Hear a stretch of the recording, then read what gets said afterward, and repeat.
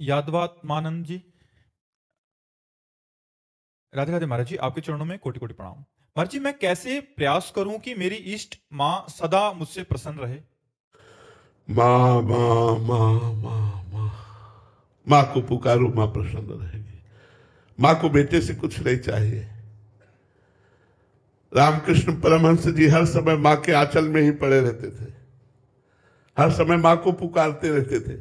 हाँ, तो बस माँ माँ पुकारो और ऐसा भाव रखो कि हर समय माँ मेरे साथ है, माँ मेरी रक्षा कर रही है, माँ मुझे दुलार कर रही है। और चराचर जगत में माँ को देखने की चेष्टा करो।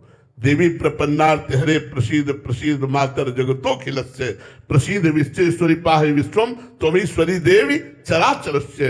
वही चराचर के रूप में ईश्वरी विराजमान है जो देवी है।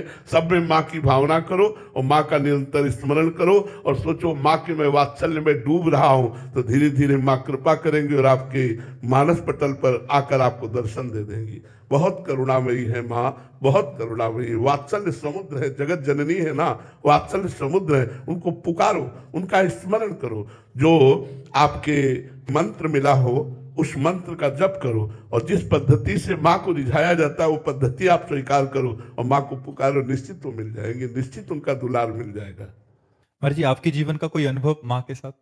बचपन से तो माँ की ही उपासना रही है।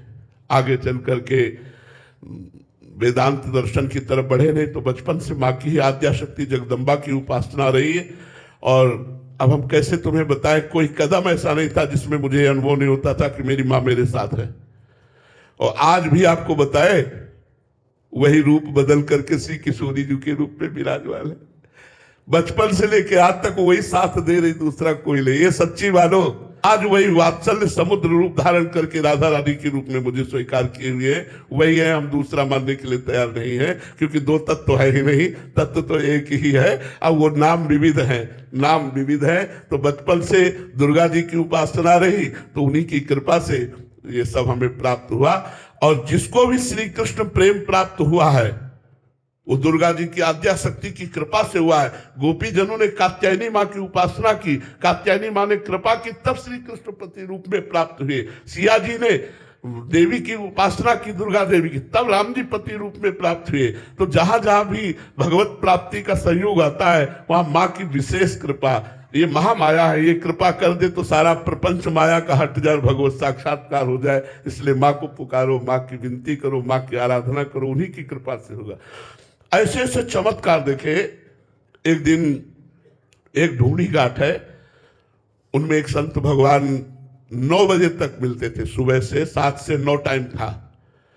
और आज के 40-45 वर्ष पहले तो वो खड़खड़ा होता है जिसमें घोड़ा गाड़ी, सैमसी से हमको वहां घोड़ा गाड़ी, अब घोड़ा गाड़ी तो है नहीं कि और उसको रफ्तार से बढ़ाओ, वो तो अपनी चाल से चलेगा। 1 किलोमीटर पहले ही 9 बज गए। अब इतने श्रम करके हम उन संत भगवान के दर्शन के लिए गए, अब 1 किलोमीटर पहले ही 9 बज गए। हम कहा वो तो बिल्कुल राइट टाइम दरवाजा बंद हो जाता है रामबाग का। फिर भी अंदर से चिंतन किया, या देवी सर्वभूतेषु बुद्धि रूपेण संस्थिता नमस्तस्यै नमस्तस्यै नमस्तस्यै नमो नमः। हे माँ, आप बुद्धि रूप से सबके हृदय में विराजमान हो। प्रार्थना की, हम कहा चलो। उन्होंने कहा अब तो 9 बज गए, स्वामी जी ने मिले। हम कहा चलिए। आप सत्य मानिए, जब हम वहां 9:30 बजे पहुंचे तो केवल महाराज जी अकेले बैठे हुए, तो सबको हटा दिया गया था।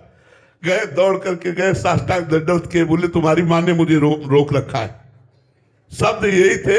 उन्होंने कहा तुम्हारी माँ ने मुझे रोक का। जय हो जगदम्बा।